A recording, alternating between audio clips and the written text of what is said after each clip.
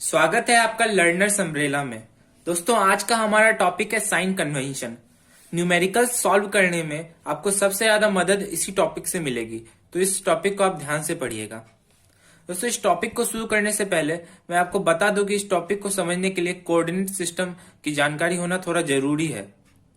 तो मैं आशा करता हूं कि आपने मैथमेटिक्स में कोऑर्डिनेट सिस्टम को पढ़ रखा होगा, और अगर नहीं भी पढ़ा है तो मैं यहाँ पे आपको एक ब्रीफ आइडिया दे दूंगा कोऑर्डिनेट सिस्टम का, जिससे कि आपको ये टॉपिक समझने में बहुत ही आसानी होगी।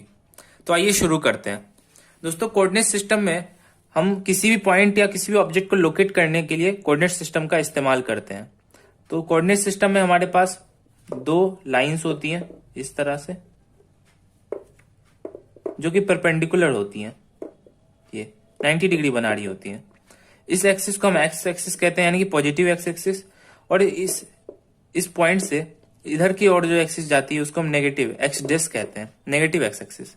इस ऊपर वाली एक्सिस को हम वाई एक्सिस कहते हैं, और इस पॉइंट से नीचे जा रही एक्सिस को हम वाई डैश एक्सिस कहते हैं, यानी कि नेगेटिव वाई एक्सिस। और इस पॉइंट को हम ओ से डिनोट करते हैं, और इस पॉइंट को कहा जाता है ओरिजिन। आप कोऑर्डिनेट सिस्टम को इस तरह से भी समझ सकते हैं कि हम अगर किसी पॉइंट को लोकेट करना चाहते हैं तो हमें उसका एड्रेस चाहिए होगा। तो मान लीजिए अगर हम किसी आदमी को ढूंढना चाहते हैं तो हमें उसके लिए क्या चाहिए, उसके घर का नंबर चाहिए होगा, उसकी गली का नंबर चाहिए होगा। तो उसी तरह से अगर कोऑर्डिनेट सिस्टम में हम किसी पॉइंट को लोकेट करना चाहते हैं, उसका एड्रेस जानना चाहते हैं, तो हमें उसका एक्स कोऑर्डिनेट यानी कि एक्स कोऑर्डिनेट चाहिए होगा, और हमें उसका वाई कोऑर्डिनेट चाहिए होगा, वाई कोऑर्डिनेट। मान लीजिए ये हमारा एक पॉइंट है P। अब इसका एक्स कोऑर्डिनेट वो होता है जो कि इसका वाई एक्सिस से डिस्टेंस होता है, यानी कि ये। अब अगर हम इसको स्मॉल एक्स मान ले तो ये हमारा एक्स कोऑर्डिनेट कहलाएगा। और इसी पॉइंट का हमारा वाई कोऑर्डिनेट होता है जो उसका एक्स एक्सिस से डिस्टेंस होता है, परपेंडिकुलर डिस्टेंस, ध्यान रखिएगा, परपेंडिकुलर डिस्टेंस और कोई नहीं। तो इसको हम वाई से डिनोट कर सकते हैं। तो इस पॉइंट को हम पी एक्स वाई लिख सकते हैं, यानी कि इसका एड्रेस है हमारे पास एक्स और वाई। इस तरह से हम इस पॉइंट को डिनोट कर सकते हैं या लोकेट कर सकते हैं कोऑर्डिनेट सिस्टम में। तो आइए दोस्तों, हम साइन कन्वेंशन की शुरुआत करते हैं। हमारा सबसे पहला पॉइंट होता है the object is always placed to the left of the mirror. तो दोस्तों, अभी तक हमने जितने भी इमेज फॉर्मेशन के केसेस पढ़े हैं, आपने एक बात नोटिस करी होगी कि मैंने कभी भी ऑब्जेक्ट को मिरर के राइट साइड पे नहीं रखा, हमेशा लेफ्ट साइड पे ही रखा है ऑब्जेक्ट को। ये हमारा साइन कन्वेंशन का रूल होता है कि ऑब्जेक्ट हमेशा मिरर के लेफ्ट साइड ही रहेगी, चाहे वो मिरर कॉन्वेक्स हो, कॉनकेव हो, या फिर प्लेन मिरर ही क्यों ना हो। आइए हमारा दूसरा पॉइंट देखते हैं। हमारा दूसरा पॉइंट कहता है कि all distances parallel to the principal axis are measured from the pole of the mirror. तो ये पॉइंट हमारा पोल है, जैसा कि आप पहले भी जान चुके हैं इस पॉइंट को, ये हमारा पोल कहलाता है। तो इस पोल से ही हम सारी की सारी डिस्टेंसेस को मेजर करते हैं। मान लीजिए हमारी ऑब्जेक्ट है, तो इस ऑब्जेक्ट का डिस्टेंस अगर हमें निकालना है मिरर से, तो हम इस पोल से ही निकालेंगे। इस पोल और इस ऑब्जेक्ट के बीच में जो डिस्टेंस होगा उसको ही हम ऑब्जेक्ट का डिस्टेंस कहेंगे, यानी कि ऑब्जेक्ट डिस्टेंस कहेंगे। और ये हमेशा प्रिंसिपल एक्सिस के पैरेलल ही मेजर किया जाता है, यानी कि आप इस तरह से मेजर नहीं करते हो, जैसे कि ये करके अगर मैं मिला दूं और बोलूं कि पोल और ऑब्जेक्ट का डिस्टेंस है, तो ये नहीं होगा। हम सिर्फ पोल और इस पॉइंट के बीच का डिस्टेंस ले सकते हैं, क्योंकि ये और ये पॉइंट, ये लाइन पैरेलल होगी हमारे प्रिंसिपल एक्सिस के, प्रिंसिपल एक्सिस पे ही लाई करती है। हमारा तीसरा पॉइंट है all distances measured to the right of the origin are taken as positive while to the left are taken as negative. तो दोस्तों, मैंने यहाँ पे आपको कोऑर्डिनेट सिस्टम की बात बताई थी।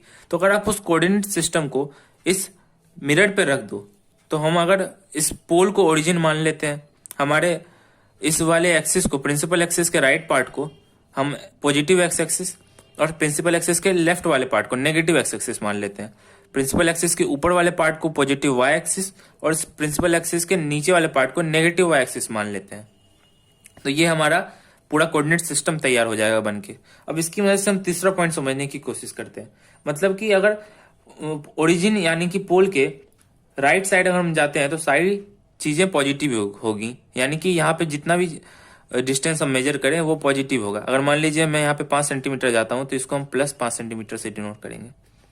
पर हम यहाँ देख रहे हैं कि हमारी ऑब्जेक्ट लेफ्ट साइड रखी हुई है, तो हमें लेफ्ट जाना पड़ेगा, और वो यहाँ पे नेगेटिव डिस्टेंस होगी। अगर हम मान लेते हैं ये डिस्टेंस 10 है, मतलब यहां से लेकर यहां तक की 10 सेंटीमीटर ये डिस्टेंस है, तो ये हमें -10 लिखना पड़ेगा क्योंकि ये पोल से लेफ्ट साइड है। और जैसा कि हमारा साइन कन्वेंशन कहता है कि लेफ्ट साइड वाली डिस्टेंस हमेशा नेगेटिव ही होगी।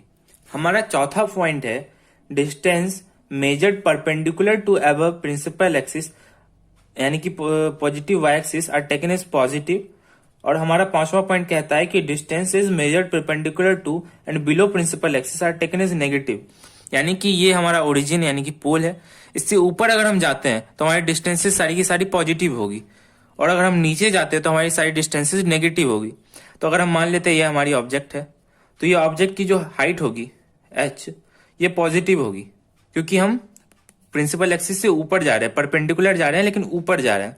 और मान लीजिए इस ऑब्जेक्ट की इमेज इधर बनती है यहाँ पर, और मान लीजिए ये h डैश है, तो ये हमेशा नेगेटिव होगी क्योंकि हम नेगेटिव वाई एक्सिस की तरफ जा रहे हैं, प्रिंसिपल एक्सिस से नीचे की तरफ जा रहे हैं, इसलिए ये हमारी नेगेटिव होगी।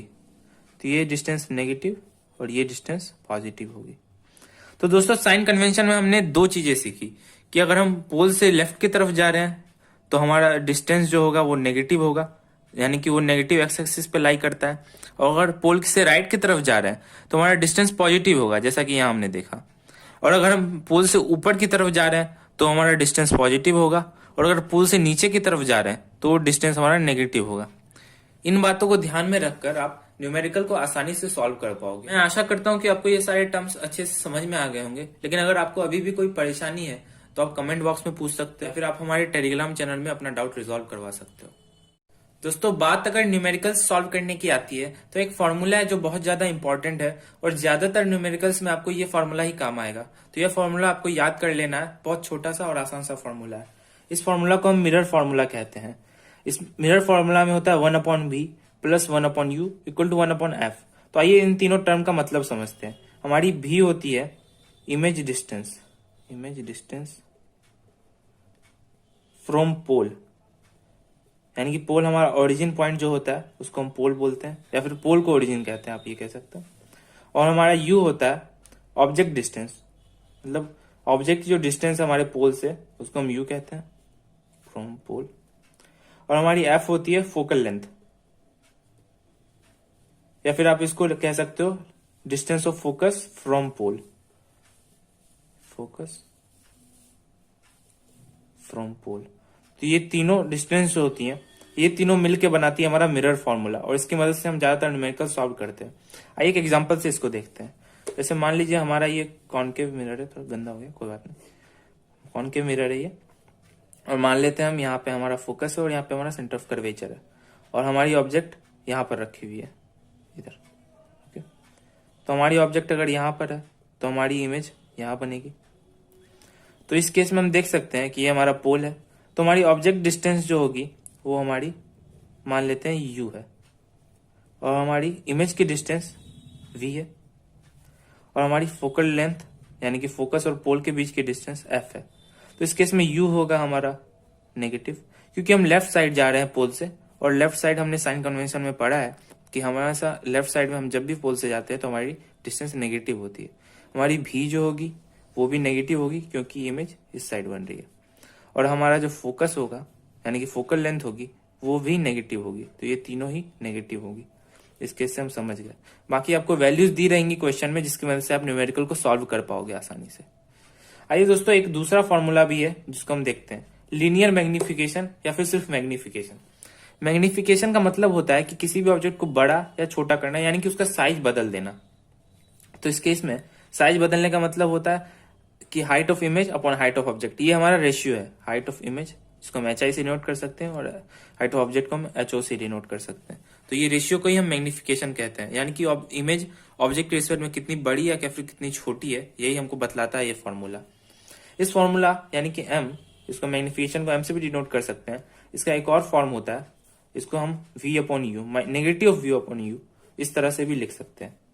v हमारा पता है हमको कि ये इमेज डिस्टेंस ही है फ्रॉम पोल, और u हमारा ऑब्जेक्ट डिस्टेंस फ्रॉम पोल है। तो ये दोनों मिलके, ये दोनों फॉर्मूला ये वाले, ये मिलके ही हमारा टोटल न्यूमेरिकल आपको सॉल्व करवा देंगे। तो इनको ध्यान में रखना बहुत ही जरूरी है, और इनकी मदद से आपको कोई परेशानी नहीं आएगी न्यूमेरिकल सॉल्व करने में। दोस्तों इसी के साथ आज का वीडियो समाप्त होता है। मिलते हैं अगले वीडियो में। धन्यवाद।